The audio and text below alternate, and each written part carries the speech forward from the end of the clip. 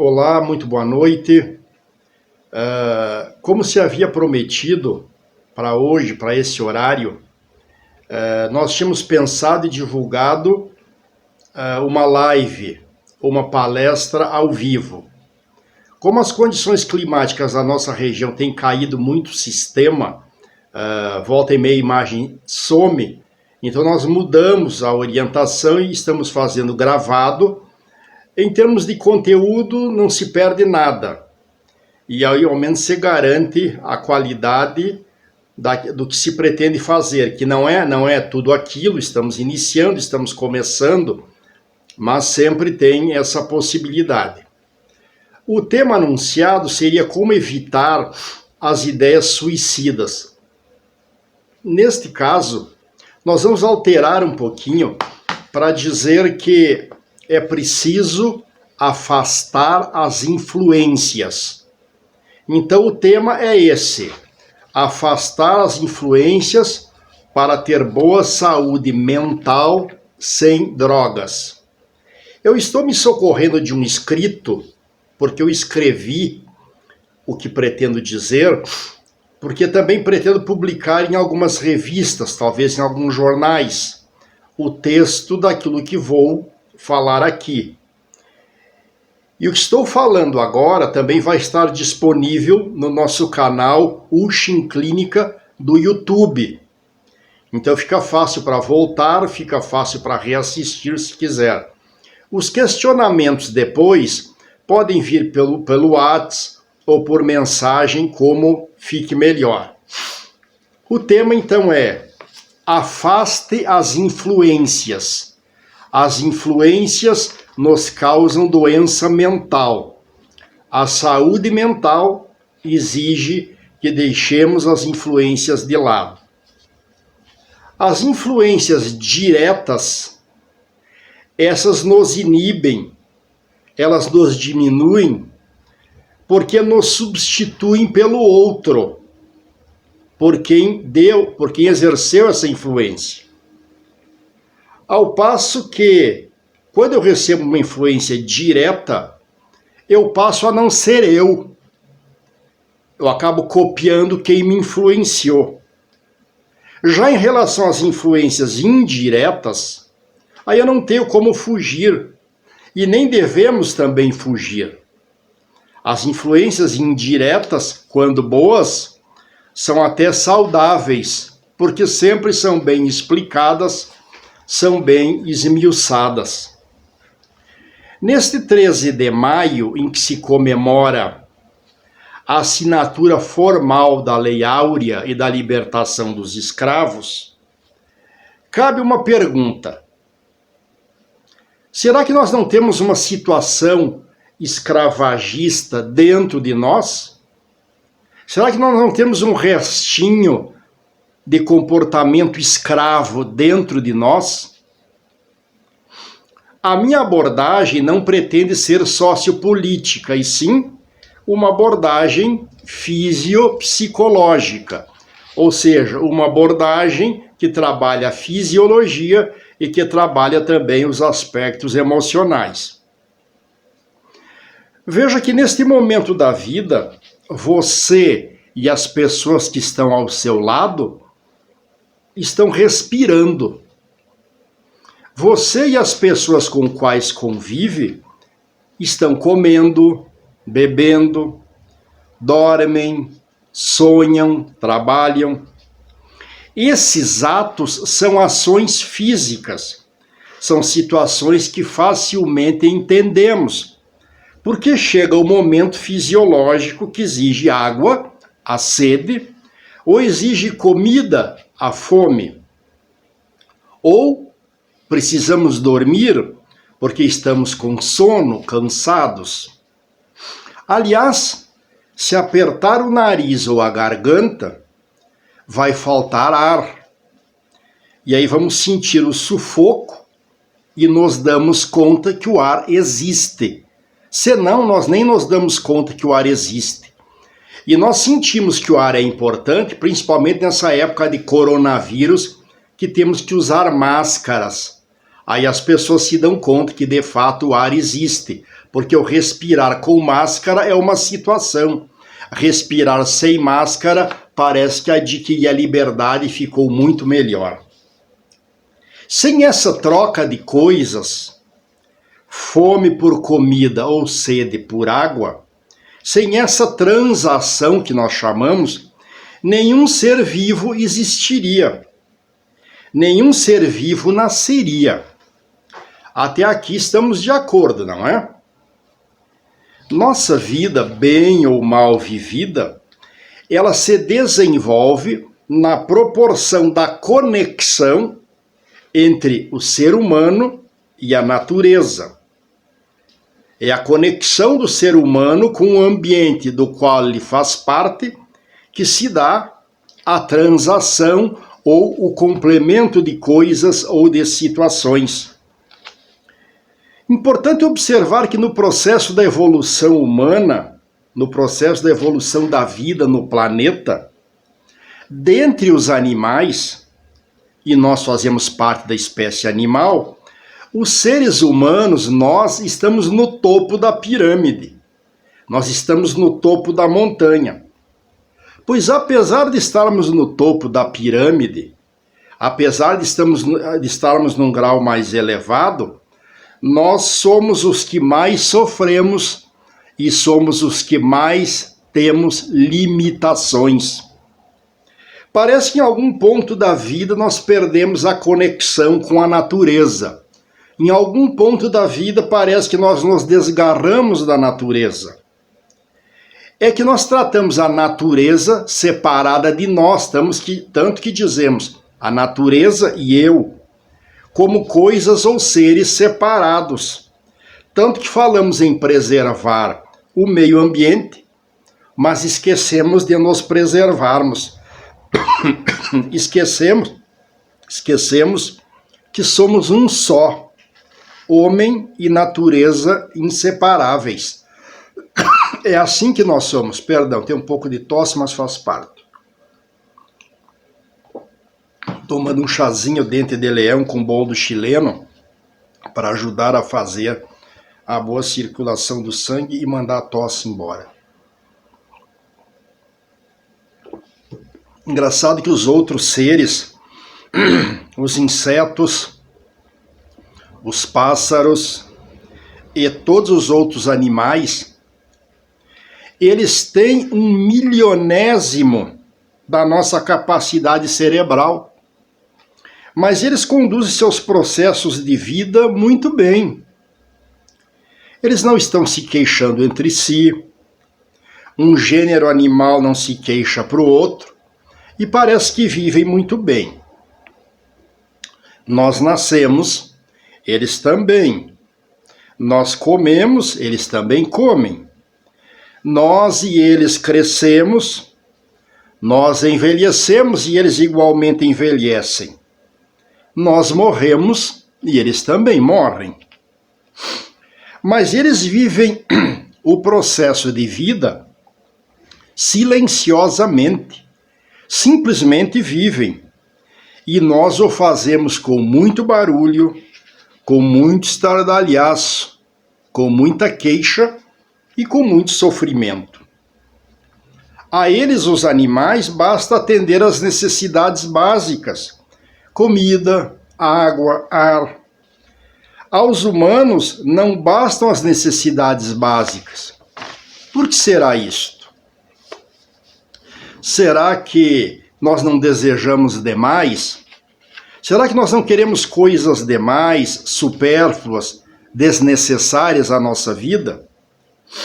Então, se os animais vivem silenciosamente, e nós vivemos nosso processo de vida com muita gritaria, será que podemos dizer que somos mais inteligentes e temos melhor capacidade neurológica?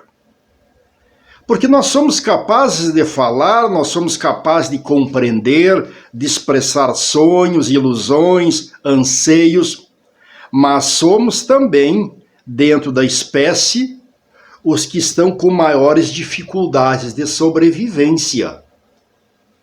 Nos tempos modernos, nós estamos com muita dificuldade de sobrevivência.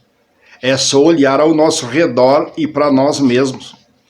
É que nós estamos sempre ocupados com projetos, com metas, com propósitos e com sonhos quase sempre inalcançáveis. Nosso cérebro nos foi dado. Nossas estruturas mentais nos foram dadas. Nós recebemos um supercomputador complexo, é verdade. Mas será que nós não esquecemos de ler corretamente o manual de instruções para lidarmos com a complexidade do nosso maior computador, o cérebro? Os seres humanos estão sofrendo. Se são pobres, sofrem as condições da pobreza. Se são ricos, sofrem com a administração dos negócios e impostos. Se não são educados, sofrem pela ignorância. Se vão para a escola, sofrem o dia a dia dos estudos, tanto que nós temos mais gente fora da escola, inclusive jovens, do que pessoas participando da escola. Se não casam, sofrem a solidão e querem casar. Quando casam, reclamam da convivência e se separam. Se não têm filhos, sofrem por isso e buscam as adoções ou as fertilizações assistidas. Se têm os filhos, se queixam que sofrem muito para criá-los e parece que eles nunca ficam adultos. Então, nós sofremos em todos os aspectos da nossa vida. E se nós dissermos, se apontarmos a morte como solução a esses sofrimentos, se nós dissermos, então é melhor morrer que assim descansa, as pessoas vão em busca de saúde, porque doença e morte trazem sofrimentos, então nós sofremos sempre. Esquecemos ou não queremos lembrar o que dá no mesmo, que a vida é um fenômeno que nos foi dado. Isto é certo. A vida é um fenômeno que nos foi dado. Mas, obviamente, não nos deram ela feita, não nos deram ela completa. Nossa vida sempre esteve e está por fazer. Temos muito o que fazer.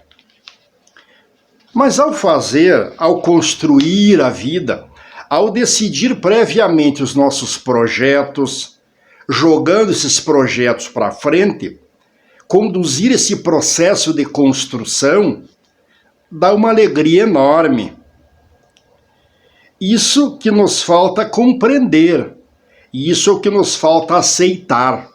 Se eu compreendo, se eu aceito que a vida foi me dada incompleta, mas eu devo construí-la, eu vou me acalmando, porque eu projeto, porque eu organizo.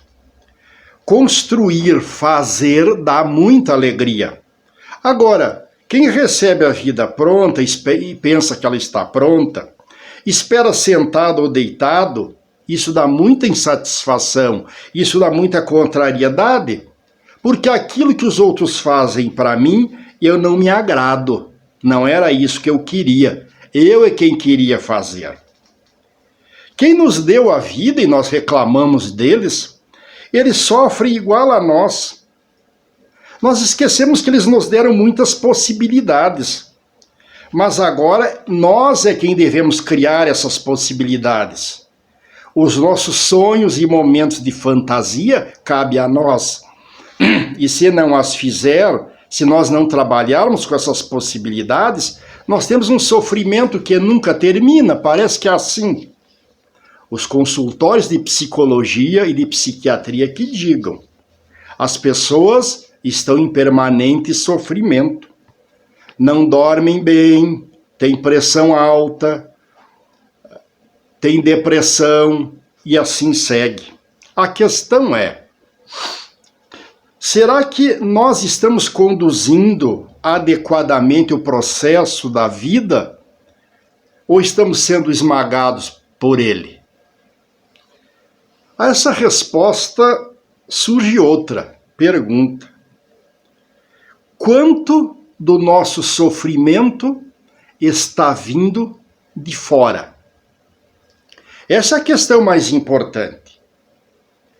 De tudo aquilo que eu sofro, quanto disso está vindo de fora?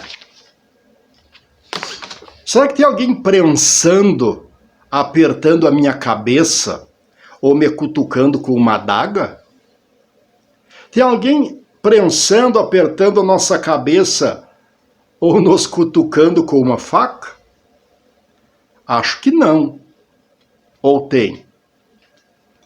Se ficamos sentados muito tempo, sentimos dor e sofremos. Se ficamos em pé muito tempo, sofremos. Se alguém faz algum mal, nós sofremos. Se alguém nos dirige em palavras ofensivas, sofremos. E também, se nada acontecer em nossas vidas, se as nossas vidas forem pacatas, sem sentido, nós também sofremos por isso.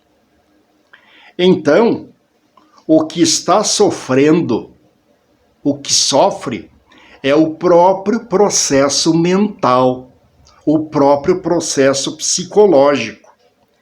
É o meu eu interior. É ou não é?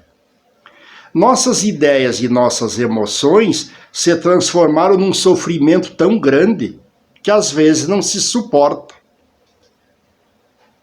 Mas como cada um de nós pensa e sente, como eu penso e como eu sinto, não deveria ser determinados por mim?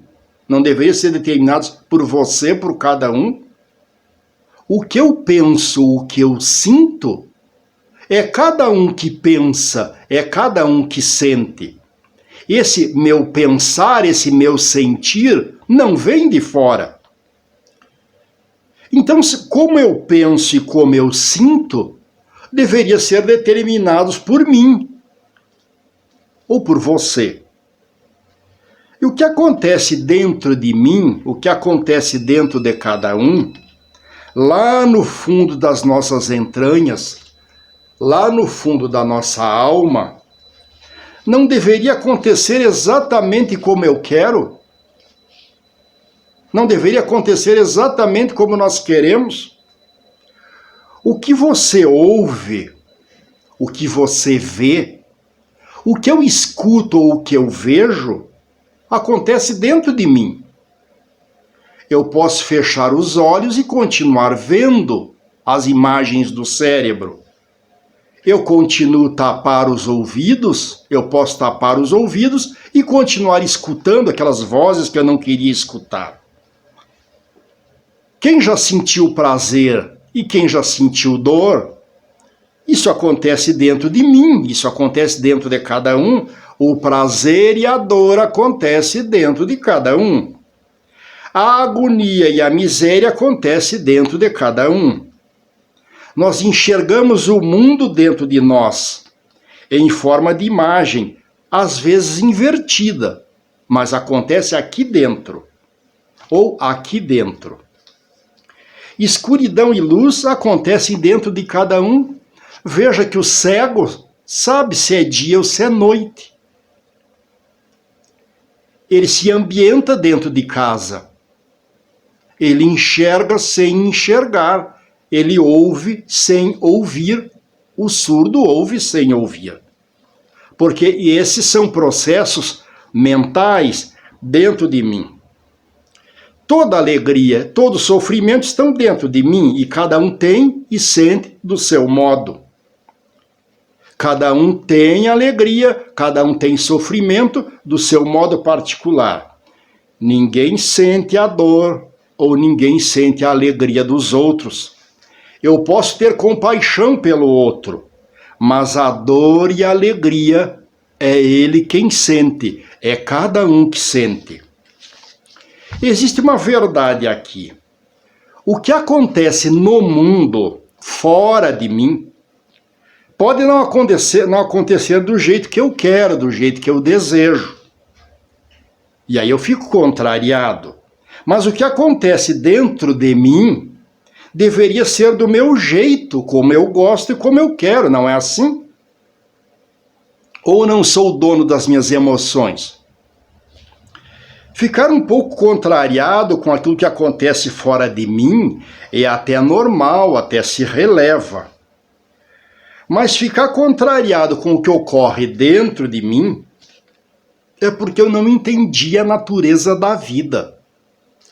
Parece que eu estou vivendo porque vejo os outros viverem. Mas eu não entendi a natureza da vida.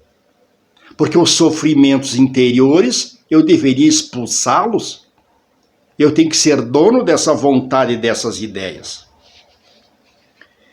Eu não me conheço ou não conheço as relações sociais que deveriam nos envolver. Por isso que a gente sofre com essas coisas que acontecem lá fora.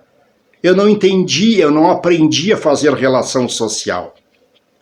Eu não aprendi a sair do meu mundinho. Eu penso que o meu mundo aqui dentro é o mesmo mundo lá fora, ou o mundo lá fora é o mesmo aqui dentro. E não é, são dois mundos diferentes. Em um, o interior, eu posso decidir. No mundo lá fora, nem sempre eu posso. Essa parece uma posição de criança. E às vezes criança mimada, às vezes que só quer fazer o que quer, só quer fazer o que gosta, só quer fazer o que dá alegria. Mas tem situações lá fora que eu não tenho como dominar, não tenho como controlar. Claro que as emoções dentro de mim, dentro de cada um, o prazer, a tristeza, a agonia, a dor, pode sofrer algum estímulo externo. Estas são as influências. Mas se não acontecem do meu jeito ou do seu jeito, e eu ainda sofro por isso, é porque eu estou fora do ponto de controle. Eu não aprendi a controlar minhas emoções. E eu misturo as minhas emoções com as situações que acontecem lá fora, como se fosse possível fazer essa mistura. Nós podemos criar conforto, nós podemos criar conveniências, isso é tudo coisa lá de fora, são situações externas. Mas o nosso bem-estar não vem de fora. O meu bem-estar está dentro de mim. A felicidade não vem de fora. Apenas nós andamos em busca dela por caminhos errados. É por isso que tem tanto tema, tanta palestra sobre encontro da felicidade. Nós não encontramos a felicidade, porque nós procuramos fora de nós, e ela está dentro de nós. Depende da minha aceitação e do meu modo de encarar as condições de vida. Nós, diferente dos animais, precisamos aprimorar as experiências. Qualquer experiência de vida vem de dentro. Não vem de fora as experiências de vida. Eu preciso estar no comando desse processo. Aproveitar a inteligência para andar numa plataforma segura. Esteja na terra, esteja na água, esteja no ar.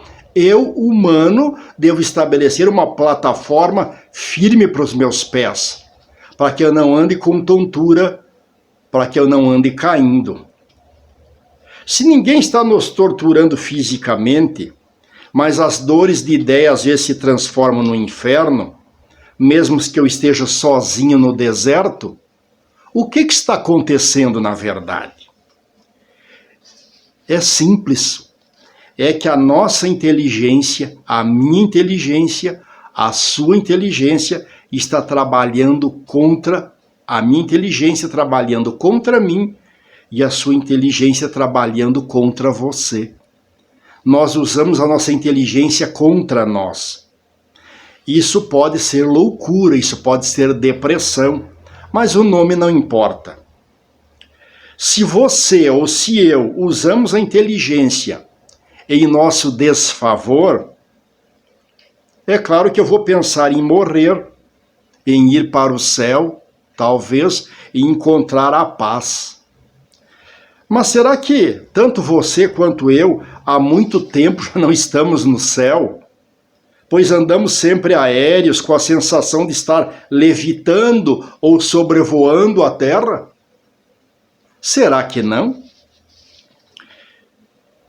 Se a nossa mente, se a mente de cada um estiver descontrolada, pode fazer o tratamento médico que quiser, pode mudar de lugar, mas as mudanças serão sempre uma bagunça. Não existe mágica. Nós precisamos administrar as nossas ideias, resolver a nossa engenharia interna.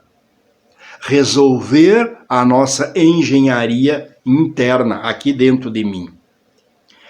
E é só eu que posso resolver, é só você que pode resolver a sua engenharia. E muitas vezes com a ajuda de profissionais, é claro, mas a decisão de resolver e a solução é somente de cada um. É somente minha ou é somente sua? Examinemos, por fim, o conteúdo da nossa mente, antes que seja tarde. E atentemos para onde corre o nosso rio de ilusões. Pois é para lá onde correm as nossas ilusões, é que vão as nossas energias, e aí ficamos fracos. As pessoas iludidas perdem energia e ficam muito fracas. Enquanto a mente estiver contaminada com esses pensamentos autoritários, sou eu, o meu, a minha alma, os outros, intensas emoções aflitivas nos confundirão e roubarão o que houver de disposição e energia. Mesmo o mais forte dos homens, capaz de matar feras com as próprias mãos, será derrotado pelas discriminações mentais equivocadas e aflitivas que cultivar. Estamos reclamando por mais vida e mais saúde, mais disposição, mais clareza. Estamos sempre reclamando. Possivelmente não vamos encontrar, porque está conosco, dentro de nós, dentro de cada um. Não estamos certos nem errados, mas nós, volta e meia, cada um se transforma num julgador cruel, que expressa juízo moral, que pode servir para quem expressa o juízo moral, mas não resolve nossas contradições. Não esqueçamos, e observe esse detalhe que é importante. O excesso de ideias, o excesso de mente cansa o corpo, mantendo sob tensão. Não é o corpo que cansa a mente, é a mente que cansa o corpo. E nesse estado alterado de consciência, consciência tomada de desejos, tomada de apegos por objeto ou pessoas grosseiras, presos a dinheiro ou presos a glórias, nosso grande problema hoje são as glórias, o dinheiro, o sucesso, nós não dormimos bem, não comemos bem, não soltamos bem, não nos relacionamos bem e nem nos movimentamos bem. Está nos faltando os 5 bens. Nós temos 5 bens na nossa vida para que possamos viver alegre, com saúde e longamente. Bem de ver que nos tempos modernos, via de regra, estar conectado é apenas uma propaganda. O estar conectado hoje apenas elimina a distância ficticiamente, via redes sociais, mas não aproxima as pessoas de carne e osso, fisicamente. Aproxima desenhos, aproxima imagens, aproxima mensagens, mas não aproxima as pessoas um próximo do outro, para sentir o pulsar das emoções, o bater do coração. Prestemos atenção. As pessoas estão cada vez mais afastadas do que nunca, vivendo suas angústias e solidões, inclusive e principalmente dentro da moradia familiar. Cada célula do nosso corpo, ou cada partícula do nosso corpo, elas estão em permanente conexão, em permanente transação. A transação que ocorre no nosso corpo e de nós com as pessoas, nós chamamos isso de troca de energia. Nós nos alimentamos, reforçou as nossas energias. Mas em certo tempo eu preciso defecar. Isso é troca de energia. É transação entre os órgãos e as vísceras do corpo humano. Nós bebemos água, nós suamos, nós urinamos. Isso é troca de energia. A relação sexual nada mais é que transação ou troca de energia. No momento da alimentação, de beber água, nosso organismo está fazendo troca de energia. Relação de transação, repito. E se não ocorrer essa troca de energia, essa relação de transação, haverá célula do corpo humano tratada diferentemente, desproporcionalmente. Isso é câncer. Eu não posso ser um câncer, mas muitas vezes a gente é o câncer. A escolha do que fazer, consciente ou não, é de cada um de nós. Isso é processo físico, é fácil de entender. No direito civil, existe um instituto chamado Instituto da Transação. As pessoas, por exemplo, em litígio sobre a compra e venda de um automóvel ou de uma casa, e que estão brigando na justiça depois de um certo tempo, ou elas se acertam ou o juiz conserta através da sentença. Elas podem não ter ficado muito satisfeitas e às vezes ficaram. A grande verdade é que elas não podem mais reclamar uma da outra. Nós continuamos permanentemente nessa queixa uns dos outros. É que as nossas ideias, os nossos pensamentos, os modernos, colocaram isso numa redoma de vidro, numa casinha intocável, num casulo. Nós pensamos que existimos, eu penso que existo para mim e por mim. Eu penso que nasci e cresci sozinho. Eu não consigo me desfazer dos estreitos limites da individualidade. Eu não consigo me desfazer do meu mundo egoísta. E quando muitas vezes nos cobram, nós dizemos, eu prefiro ser autêntico. Eu prefiro ser sincero. Mas será que também eu sou o dono da verdade? Se nós não desfizermos esses equívocos conscientemente, eu não desmanchar esses nós conscientemente, vai continuar a permanente batalha entre eu e o universo. É uma luta solitária de você contra você mesmo, ou uma luta solitária de mim contra mim mesmo. E se esquecemos que eu faço parte desse todo, não é esse todo que está ao redor do meu umbigo. Se a minha luta é contra o universo, se a minha luta é contra mim mesmo, eu vou chegando à conclusão que eu não vou vencer essa luta. E aí eu desisto de lutar. Eu só desisto de lutar porque eu estou lutando contra mim mesmo. Eu estou travando uma batalha contra mim mesmo. Aliás, é possível que esse mundo em que nós vivemos, em que nós construímos solidão,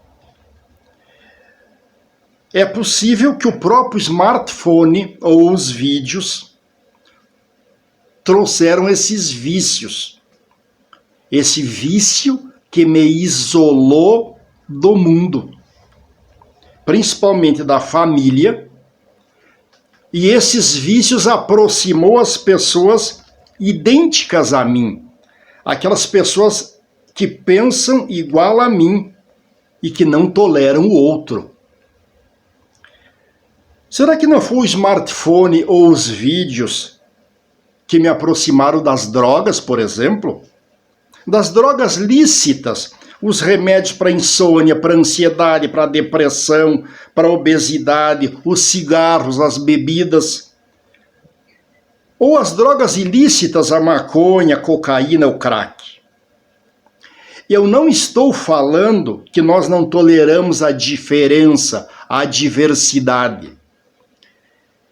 Em verdade, nós só aceitamos as diferenças daqueles que estejam em conformidade com o meu sistema de indução, com o meu sistema de crença. Isso é aprendizagem? Isso é crescimento? Ou isso é encolhimento? É medo?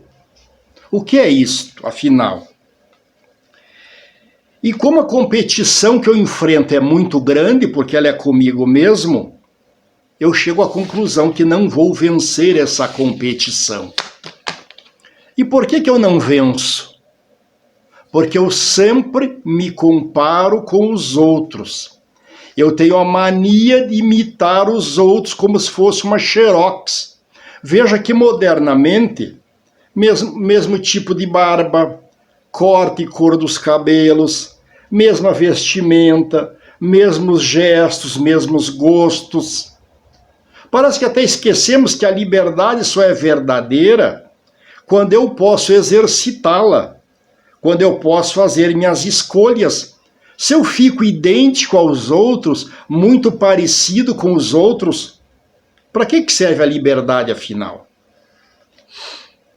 O que preciso fazer é conhecer e tolerar as diferenças dos diferentes. Tolerar o outro, aceitar-me como sou, com as qualidades que tenho, com os defeitos que tenho. Sabe que hoje as pessoas vivem postando selfies nas redes sociais, fazendo sinais ou imitando, sem colocar nenhuma ideia. Ou quando colocam ideias, colocam como se fossem verdades absolutas.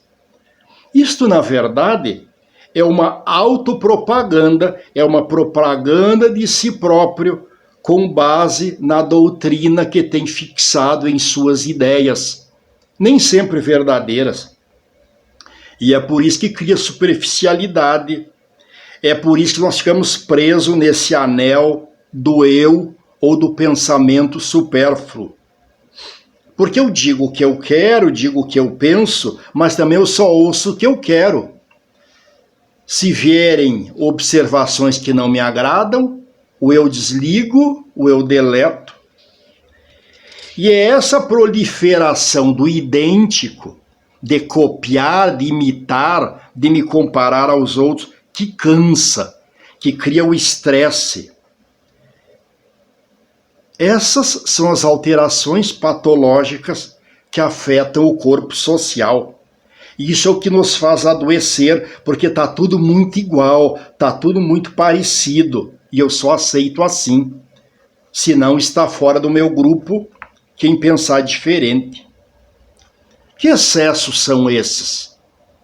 Esses são excessos de comunicação, sempre mais do mesmo, e excesso de consumo, comprando aquilo que eu não preciso ou que me satisfaz por pouquíssimo tempo. Daqui a pouco já tem que trocar aquilo que comprei. A maioria das pessoas, principalmente os mais jovens, tem medo de ficar à margem do processo. Eles têm medo de se enganar, têm medo de falhar, têm medo de fracassar, têm medo de não estar à altura das próprias exigências. esse medo só se intensifica e só persiste porque eles se comparam com os outros. Eu não preciso viver isolado do mundo. Agora eu sou eu, os outros são os outros. Isso a gente chama de eu e minhas circunstâncias. Eu e o meio onde eu vivo. Veja que as nossas fraquezas emocionais, elas surgem do nosso desamor. Porque eu sempre quero saber o que os outros acham de mim. Mas será que não falta perguntar e o que eu acho de mim? De me olhar no espelho e perguntar quem eu sou afinal? As nossas fraquezas emocionais surgem do nosso desamor, da falta de amor. E o ser humano enfraquecido é arrastado pelas torrentes de opiniões, nem sempre as melhores. Ou melhor, normalmente as piores. E a gente diz, mas eu tenho medo de amar e não ser correspondido? Eu faço de tudo e não sou correspondido? É isso que a gente pensa, não é? É que nós não pensamos essas situações conscientemente. Às vezes nós parecemos até criança, infantis, porque a criança, mesmo sabendo que fantasma não existe, ela não quer falar de fantasma, ela não quer ouvir falar desse assunto. A gente é um pouco assim. Eu só posso ser correspondido se eu agir conforme, se houver reciprocidade, se eu me abrir, se eu expressar meus sentimentos para ser retribuído, se eu expressar minhas ideias. Ser correspondido é ser retribuído, mas eu tenho que primeiro dar para depois receber. Para termos ganhos, inclusive no amor, nós precisamos experimentar perdas, ainda que momentaneamente. E o problema é que nós nunca queremos perder. Não existe um provérbio bíblico que diz: ama teu próximo como a ti mesmo? Ora, se eu não me amo, se você não ama, como é que é receber amor e ser correspondido? Ou tem medo de amar e se machucar? Mas o que isto muda? Eu tenho medo de amar e de me machucar. Mas isso não muda nada, porque se eu não amar, eu vou continuar machucado, vou continuar sofrendo. Se eu não tolerar, se eu não me abrir com os outros na troca de ideias para um mundo melhor, eu estou sempre machucado, eu estou sempre na clausura. Isso nós chamamos de falta de autoestima. Aliás, é a falta de autoestima a causa principal das autoagressões, das automutilações. Quanta gente se autoagride, se automutila. É que ninguém por si e solitariamente consegue produzir autoestima. Eu não consigo produzir a minha própria autoestima. Eu só vou encontrar boa autoestima quando eu me relacionar com os outros, porque eu vou sentir que eu saí do isolamento, eu saí da competição. E o isolamento, a competição, é o que estava me destruindo. O clima de gratificação, de ser retribuído, não existe onde eu me isolo, onde eu fico competindo o tempo todo com os outros, ou me comparando, ou me depreciando. Só se melhora os humores, a estima, a aceitação, quando eu me dou conta que eu sou importante para as outras pessoas, e eles também são importantes para mim.